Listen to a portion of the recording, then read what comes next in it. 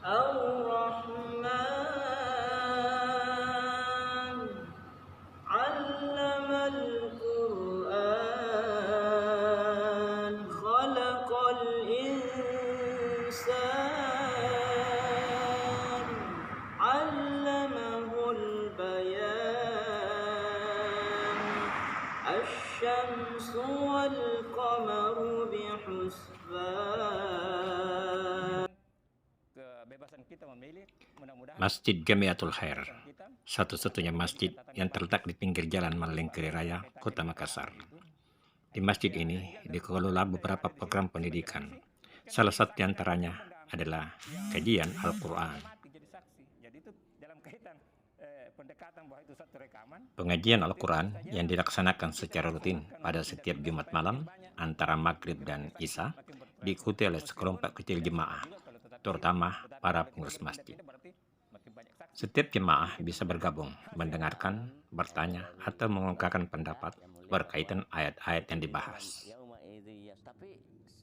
Allah yang memberi kelompok. Nah, pertanyaannya, kelompok kategori bagaimana? Mayoritas peserta aktifnya adalah jemaah berusia lanjut. Mereka dijuluki ulama, singkatan dari usia lanjut masih aktif. Masih aktif belajar. Ya, mereka masih aktif belajar Al-Quran di usia lanjut. Ada dan terjadi, dan itu akan kita saksikan pada waktunya ya. Kitab itu sebenarnya siapa yang buat? Dan yang hidup maupun yang benda mati jadi saksi. Jadi itu dalam kaitan pendekatan bahwa itu satu rekaman. Apa yang mendorong Anda berpartisipasi dalam kelompok kajian ini? Jadi kami juga aktif mengikuti ini ya, kajian Al-Quran. Yaitu pertama juga yang bisa menambah saya wawasan kami, khususnya ini kita yang membahas masalah surat-surat yang ini dimaknai oleh Ustaz, hingga juga mungkin menambah wawasan saya yang tadinya mungkin saya biasa baca tapi kurang tahu. Dan alhamdulillah dengan ini kami selalu kita baca, selalu kita ini karena dimaknai oleh Ustaz, ya sedikit menambah wawasan saya, khususnya ini ya surat-surat yang dibahas. Jadi begitu yang saya juga termotivasi seperti itu. Syukur alhamdulillah dengan adanya pembahasan atau kajian Al-Quran ini, baik secara lapasiyah maupun tafsiriyah. Saya sangat bersyukur karena selama ini banyak yang saya tidak ketahui mengenai lapasiyah maupun tafsir.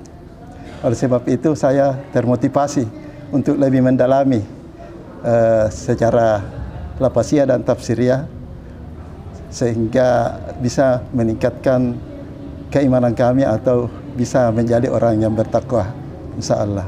Gitu. Pertama tentu kita senang sekali kalau ada kajian-kajian Al-Quran kita hadiri, karena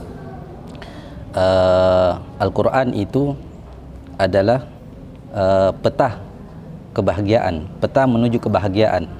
Kalau ada suatu tempat itu namanya kebahagiaan, maka jalan menuju ke sana itu, peta menuju ke sana itu adalah Al-Quran. Sehingga untuk mendapatkan kebahagiaan itu tidak ada jalan lain kecuali kita mempelajari Al-Quran. Ya, mempelajari Al-Quran. Allah mengatakan, Toha ma anzalna alaikal Qur'ana litashqa. Toha, Al-Quran ini kami tidak turunkan untuk menyusahkan kalian.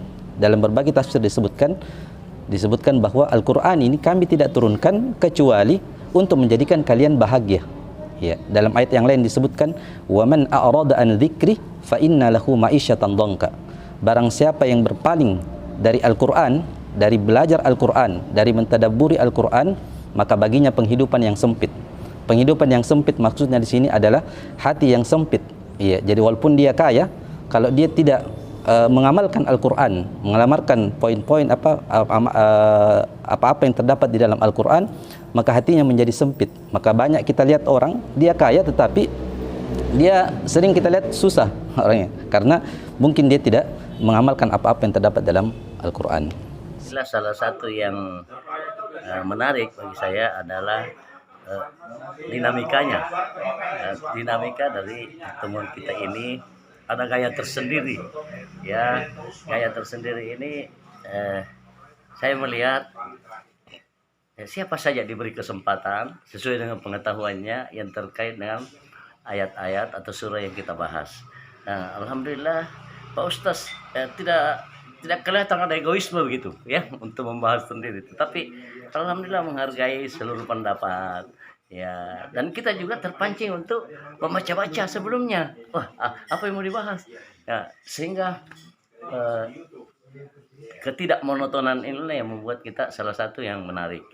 Kemudian yang kedua, memang selalu kita dimotivasi bahwa walaupun semuanya metodenya tidak tapi namanya Al-Quran. Waduh, tidak pernah, jangan ada kamus bosan ya. Bagaimanapun, apakah mulai belajar membacanya, apalagi ini menerjemahkan secara lafaziyah. Alhamdulillah Pak Ustaz sering juga menyelipkan bahasa-bahasa Inggris ya, karena saya tahu dosen bahasa Inggris, bahasa Arab. Kemudian orang yang paling tahu itu Al-Quran adalah orang yang tahu bahasa Arab. Jadi itu juga salah satu, Ustaz, bahwa siapa ini yang menyajikan? Narasumbernya orang bahasa Arab, berarti dia tahu itu Al-Quran ya. Nah, insya Allah tidak mungkin terpeleset itu kalau orang bahasa Arab. Tapi kalau yang lain seperti bisa saja kalau bahasa-bahasa lain ya tidak sesuai dengan yang kemauan wahyu itu. Jadi itu salah satu. Kemudian suasana silaturahim, alhamdulillah seperti inilah. Salah satu contohnya malam ini sengaja juga bagaimana kita bisa bertemu dengan jamaah Masjid Nurul Hikmah. Mungkin ini bisa berkembang, Ustaz ya. Seperti itu. Itu ada di antara banyak hal yang mudah-mudahan ini berkembang terus, insya Allah. Itu yang membuat saya. Terima kasih, Ustaz. Jadi alasan saya mengikuti majelis seperti ini, majelis ilmu, saya pernah dengar ceramah bahwa apabila ada suatu majelis ilmu, katanya itu malaikat berdialog dengan Allah. Di situ Allah bertanya kepada malaikat itu, sebenarnya Allah tahu, cuma ingin sampai kepada kita semua ini, guru-guruku, manusia ini, orang-orang beriman. Dialognya seperti ini. Allah bertanya, wahai malaikat, apa yang sedang terjadi berkumpul-kumpul? Malaikat menjawab, itu adalah hamba Muhammad membuat satu majelis ilmu. Kemudian Allah bertanya lagi, wahai malaikat, apa yang diinginkan dengan hambaku itu? Maka malaikat menjawab bahwa bahwa hamba-hamba yang berada di majelis ilmu itu takut masuk neraka. Kemudian Allah pun bertanya, apakah dia sudah pernah masuk ke neraka? Bila malaikat menjawab, belum ya Allah. Jadi Allah menjawab, andaikan dia tahu, dia akan lebih takut daripada itu. Kemudian bertanya lagi Allah, wahai malaikat, apa lagi yang diinginkan hamba-hambaku itu? Bahwa malaikat menjawab, hamba-hambamu itu adalah ingin masuk surga. Allah bertanya lagi, sudah pernahkah hamba-hambaku itu masuk surga? Malaikat menjawab, belum ya Allah. Allah menjawab, berkata, dia belum melihat surga dan neraka, tapi dia sudah berusaha, apalagi kalau dia sudah melihatnya, memasukinya. Jadi kalau masalah ilmu, biasa lama masuk saya datang, cuma saya ingin mengamalkan itu hadis itu, dialog itu. Kita diberikan waktu Allah sama selama ini kita tidak terlalu memikirkan hal-hal yang terlalu sibuk di dunia ini, sehingga kita untuk mempelajari agama itu boleh dikata kurang waktu. Jadi waktu itu begitu habis nggak tahu kemana. Jadi pada saat sekarang alhamdulillah kita masih diberikan kesempatan untuk bergabung dalam komunitas mempelajari agama ini. Saya sangat bersyukur sekali. dan mudah-mudahan manfaat ini bisa istiqomah berlanjut terus, karena mengingat selama ini kita kalau saya pribadi masih sangat kurang sekali pengetahuan di bidang itu. Jadi saya merasa inilah kesempatan yang Allah berikan kepada saya untuk mengetahui lebih banyak lagi tentang isi Al-Quran itu sendiri dan kehidupan yang menyangkut agama. Karena saya tahu setelah saya banyak mengetahui itu, rupanya semua yang ada di dalam kehidupan sehari-hari semua tercakup di dalam Al-Quran, dan banyak hal yang selama ini saya tidak tahu. Tapi dengan banyak adanya waktu yang diberikan kesempatan ini, insya Allah dalam waktu dengan bergabungnya ini saya mendapatkan suatu ilmu yang sangat bermanfaat. Anda rajin merekam dan mengupload kajian ini. Apa tujuan utama Anda dan mengapa memilih mulai dari juz amma? Sebagai salah seorang penginisiatif dari sistem kajian Al-Quran, lafaziyah dan tafsiriyah, rata-rata anggota kami adalah purna bakti dari TVRI, dan sebagai purna bakti kami telah lepas dari panggung dan kita membuat panggung baru, yaitu panggung kajian Al-Quran, tafsiriyah dan lafaziyah, dan kami sebarluaskan melalui media online. Itu yang pertama.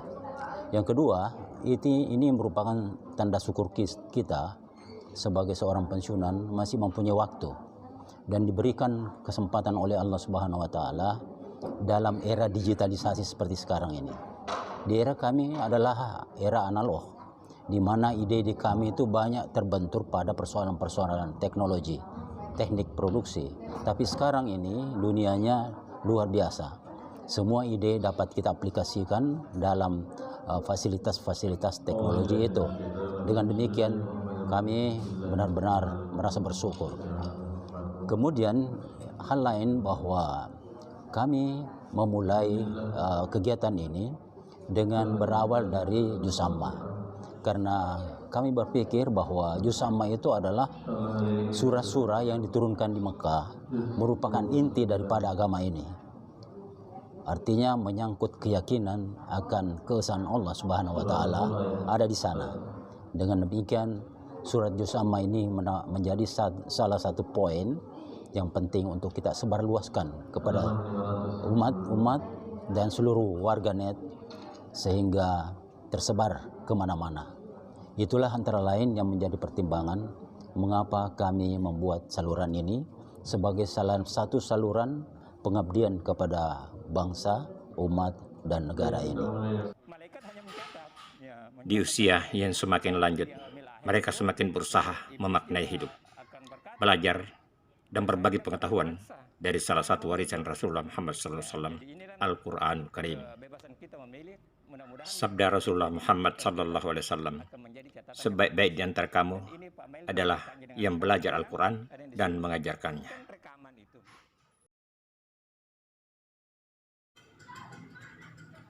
Khairakum man ta'allamal Qur'ana wa 'allamahu